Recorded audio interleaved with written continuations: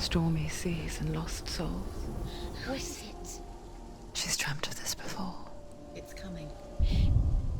Is it? They say dreams are visions of our memories, thoughts and fears, as seen by our inner eye.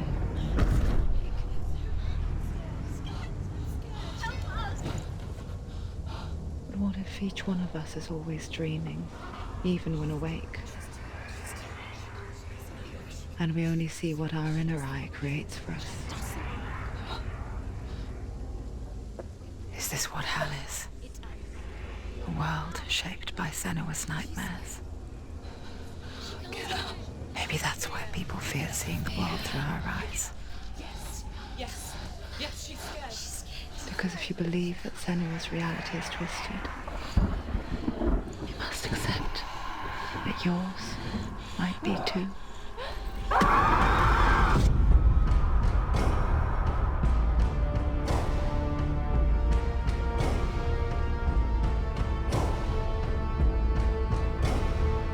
Hellblade: Senua's Sacrifice is a video game about Senua, a Celtic warrior on a vision quest into Viking territory. But what sets our hero Senua apart is that she suffers from severe psychotic mental illness. He knows she's getting closer. He can feel her coming closer. She's getting closer. They're watching. The original idea for Hellblade was to create a classic hero's journey, a journey of suffering, but one where the fantasy world is not another planet or alternate universe, but a world that is constructed in Senua's mind. But to do so would mean putting psychotic mental illness at the center of the experience, a subject that is still considered taboo, and a challenge that was both terrifying and exciting in equal measure. In Hellblade, the starting point was a newly discovered Celtic goddess called Senua in Ashwell, Hertfordshire. When first discovered, her name was thought to be Senua, a name which I liked and kept. I wondered if Senua might have been a Celtic warrior like Boudica who stood up to the Romans. While the Romans had conquered all of Europe, there was a group of Celts up in the furthest reaches of the Roman Empire that could not be conquered, the Picts. And so the Romans built a wall, called Hadrian's Wall, that spans across Britain from sea to sea to keep the Pictish barbarians at bay. The Picts were known for their war paint, painted on with woad, and their matted hair clumped with lime. And so Senua would be a barbarian Pict in this image. What's your name? Senua. I haven't seen you before. I don't live home much. Oh, Zeno's daughter. I have to go. Wait. Orkney is off the coast of Scotland and was inhabited by the Picts, steeped in history and mystery, and so I made Orkney Senua's home and set the stage for a crisis. In the late 8th century, the first Vikings landed on the Orkney Islands. The population of the Picts crashed thereafter, replaced by the Norsemen of the 9th century. Were they wiped out?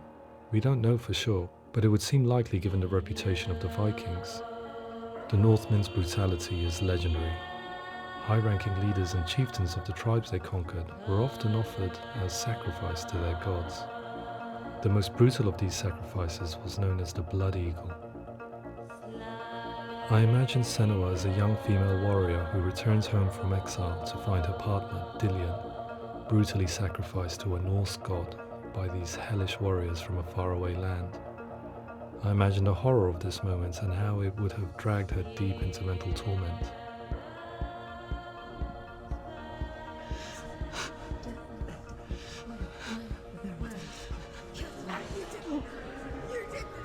No!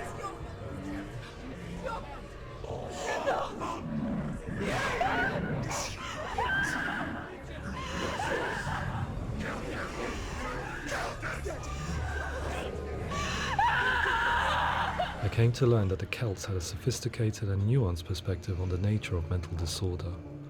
One term they used was gelt.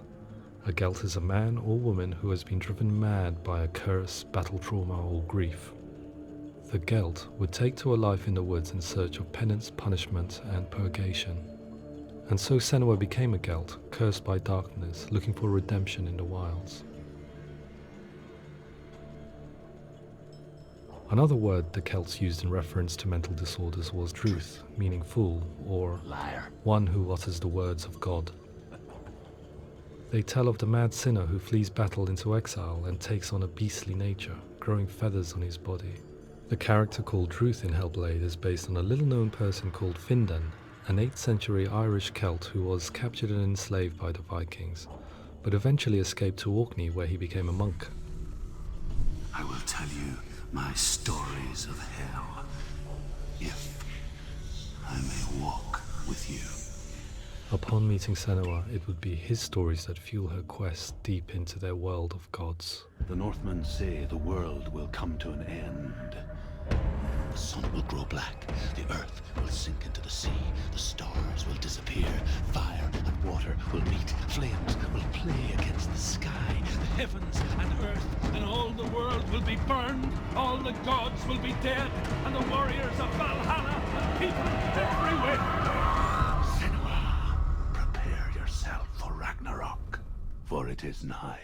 So the stage was set for a new adventure, a journey into the Norse underworld called Hell, a vision quest fueled by madness and myth, a fantasy that was created by Senua's own mind, and one that we would experience through her eyes. This is your mission. This is your quest. There is nothing else left. To make a game about a warrior with psychotic mental illness as its central theme was fraught with danger. Mental illness, such as psychosis, is still taboo and rarely acknowledged in a century of cinema, never mind the new medium of games. Where it does feature, it often conflates psychosis and psychopathy associated with a lack of empathy. It is unfortunate that these two words sound so similar that they are used interchangeably in media. I must admit that I didn't have to look very far to discover my own ignorance of the subject. So we reached out to Paul Fletcher, psychiatrist and professor of health neuroscience at University of Cambridge.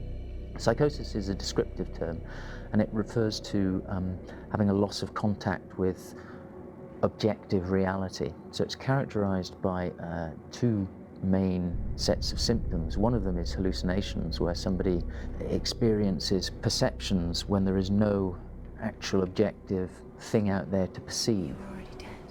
Who are you? And the other is delusions, where somebody comes to very often bizarre, unpleasant, frightening beliefs when there's no good evidence in favor of them. There's no doubt about it. The source of the darkness is in Helheim. And the goddess Hela holds his soul there. We reached out to Welcome, a biomedical research charity that spends billions on research and awareness programs aimed at improving health. Mental health hasn't always been presented in the media in a way that is particularly helpful. It can be challenging to engage people with the subject matter, and there are a lot of preconceived ideas about mental health, and particularly schizophrenia and psychosis. So we hope our support allows the team to continue to collaborate with Paul Fletcher and with those who have experience of psychosis to create a game that provides a fresh perspective on the condition and allows audiences to engage with it in a way that just wouldn't be possible in any other medium. What started out as a brief consultation convinced me that we were only scratching the surface of an immensely deep and interesting subject that could enrich and change the very nature of the game. That's cool. Thanks so much for calling me. Pleasure. Thanks. It's really interesting for me. I'd love to be involved. I think it's fascinating. Absolutely. Our understanding of psychosis is still very much a mystery, and ways of treating it are still primitive compared to physical illness. After all, it is easy to see the pain and suffering caused by physical diseases or physical trauma. It is not so easy to see the mental suffering and trauma of severe mental illness. But what if we could find a way to see it? Games are capable of drawing you in for hours on end, playing the role of a character who is different from you, experiencing their perspective, and actively involving you in a world that functions with a different set of rules.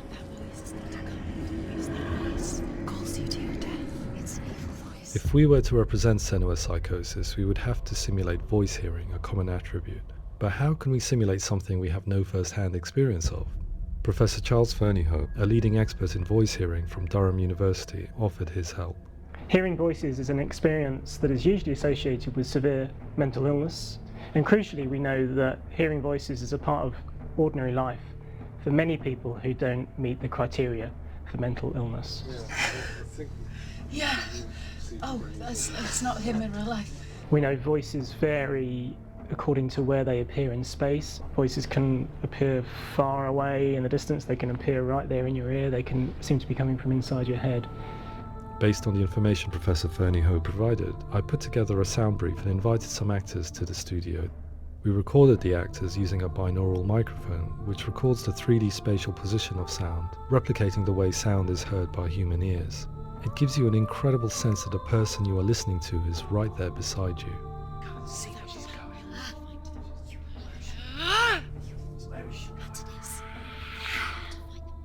Rachel Waddingham from the Voice Collective came to our studio with 2 young voice hearers to speak to our team. We talked at length about their experiences and they listened to our tests, giving us feedback on how we could improve on it. Everyone hates her. She's cursed. It's very hard to represent what this experience is like, partly because it's such a personal, intense, emotional experience. It's testament to how Ninja Theory have been listening to what the researchers are saying, but also, crucially, listening to the experts by experience. What they've come up with is so compelling. It's by far the best representation I've heard of what these experiences are like.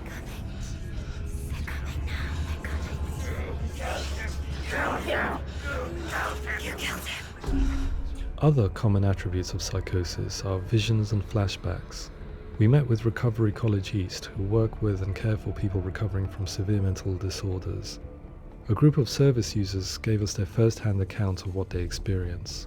Sometimes when the visions or what we're seeing is too much, it becomes more difficult until eventually we practice don't see anything. The people we spoke to, the stories they told, were fascinating, harrowing and mind-boggling. The reality of what people experienced was vivid, far exceeding what I could possibly have imagined. We went away itching to represent some of these visions and flashbacks in the game. Hands will know my heart is so, love is so far away. Don't you know how I wanna feel deeper?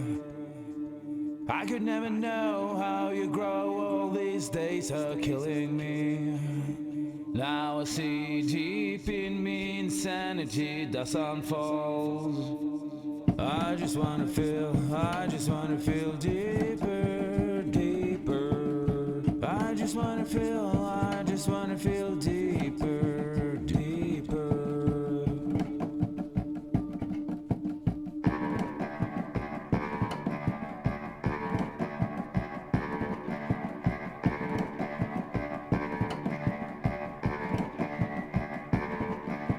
Hands will know my heart is so, love is so far away. Don't you know how I wanna feel deeper? I could never know how you grow, all these days are killing me. Feel like this, read like this, I just wanna live, that's all. I just wanna feel deeper, deeper. I just wanna feel deeper, deeper.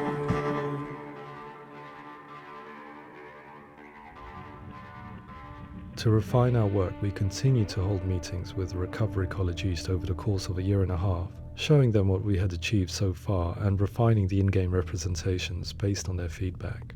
With their help, flashbacks, visions and changes in perception were woven into the story and gameplay of Senua. The students that are involved in this project are incredibly excited about being involved. They have described the experience as being important because it values their lived experience and shows that despite what we have been through, all of that experience becomes valid, that actually it's something that we should all be talking about. The experiences described range from beautiful to frightening beyond comprehension. I heard of a girl who has to live with an angry voice screaming at her, slamming on her doors and walls 24 hours a day. I met someone who would often see hanging corpses in a room, so real that she would sometimes try to rescue them. The panic and fear that comes with such visions is entirely understandable, and it can be a living horror for some. Worthless, weak, pathetic. Go on, feel sorry for yourself, because there's no one left to do that for you. I was urged by one fellow that we should not shy away from showing this horror, and so I was perpetually torn in making Hellblade. Had we gone too far with our representations or not far enough? broken and lost.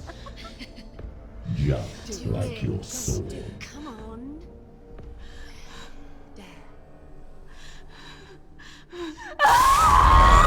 In some ways, voice hearing and visions were the low-hanging fruit, so to speak. There's another aspect of psychosis that is much harder to explain, but one that I think video games are uniquely able to represent, which are often called delusions. People begin to see patterns in the world. They begin to link things that most people wouldn't link. Most of the things that we might think would be coincidence or, not worth commenting on. Nevertheless, that might have a particular salience or importance for them. One individual described how everyday words, sounds, colours and objects were steeped in meaning to him, forming a strange and sinister puzzle that he was determined to solve but could not quite get to the bottom of. It's not just brain dysfunction. It's not like the system shut down. It's actually an incredibly creative process. The person creates a world populated with voices and phantasms and terrors, and they're completely immersed in it. They believe in it. We often invite people into the studio to play the game. In one of our playtests, they played through much of the game, making associations between runes, secret messages, and the threat of darkness that stalked them. There are many things that happen in the world of Hellblade that make perfect sense within the context of Senua's mind. The dark rot that's killing her slowly from within, the secret runes of the gods that block her path to Helheim, and strange associations that exist in the game to confuse you. To complete Senua's quest, you have to internalize and accept the logic and meaning behind these things to progress. Afterwards, they said that they didn't see much evidence of mental illness in the game. People with delusions of all sorts would argue the same thing, that they are not aware of their experience being abnormal in any way. I need this sword. It's important. Representing perception changes and thinking patterns within Hellblade gives us a set of symptoms common in psychosis.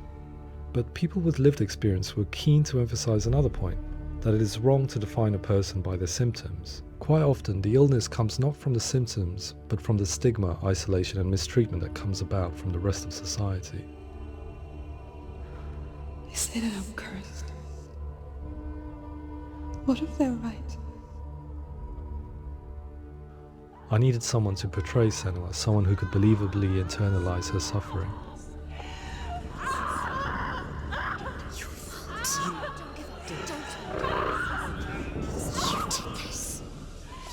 Melina Jurgens, our video editor, had been a stand-in for Senua over a few months while we perfected our motion capture techniques. Without realizing it, she had already auditioned for the role, and I knew her well enough to know that I didn't have to teach her to act, but to relive her own internal pain. As often is the case, those who have suffered mental anguish are never far from us.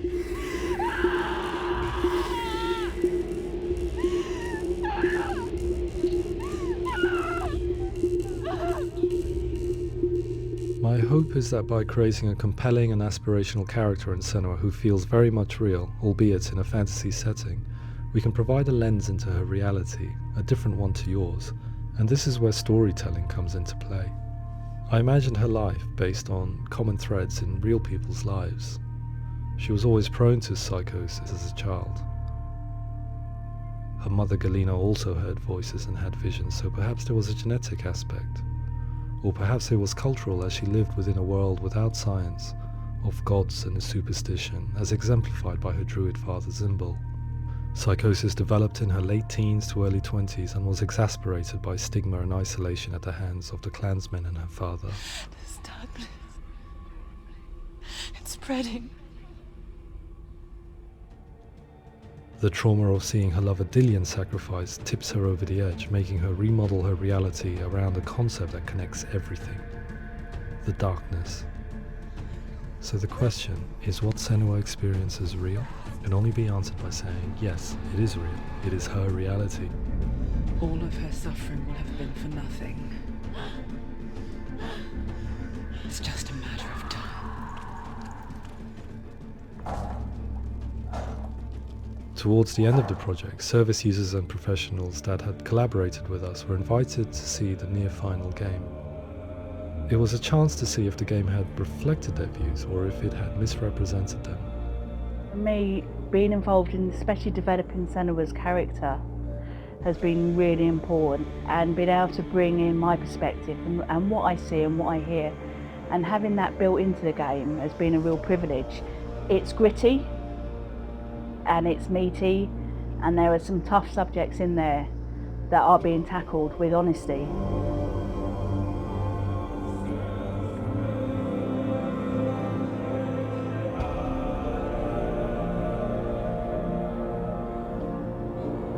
I was blown away by it today, absolutely blown away. It was just fantastic to get the opportunity to use our lived experience in a very creative way. There's nothing tokenistic about the work we've put in. It feels like we've been listened to, things have been taken on board, and I think there was a lot of realism in the game itself, and it feels very authentic.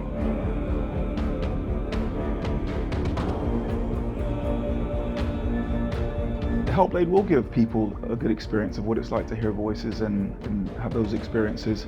I'm glad that the guys at Ninja Theory have asked us to come along and help them build an experience that's positive when it comes out, and get myself a copy and have a go.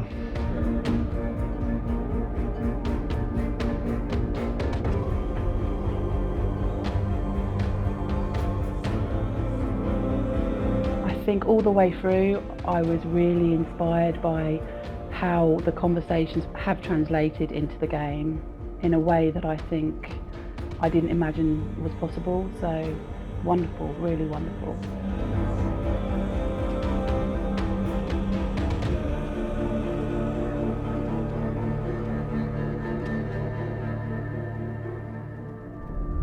I really hope that others will follow the lead they've set and use the power of something like a video game to change people's perceptions, to increase understanding, and ultimately to make some of the stigma around voice hearing and other experiences go away.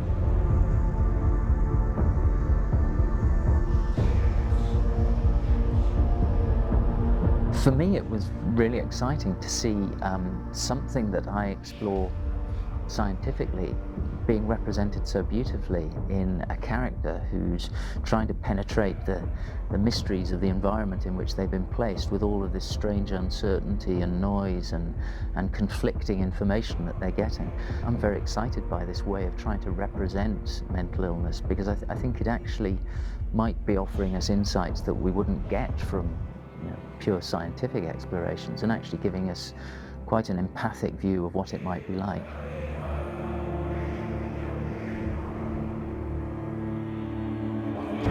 Mental illness has been with us for as long as we have been on this planet, but why? Why hasn't evolution stamped out this weakness from within our gene pool? I often pondered this question until I realized that the question had an inbuilt flaw. It assumes that being and thinking differently is a weakness. The only reason we have computers, spacecraft, medicine, poetry, art, and yes, even video games is because individuals are able to simulate new abstract realities in their minds and share them with the rest of us. We need people to be willing to see differently in order for us to progress and survive as society. And we need to be open to these new ways of seeing. And it is this spirit that motivated me to create Senua's story and share it with you.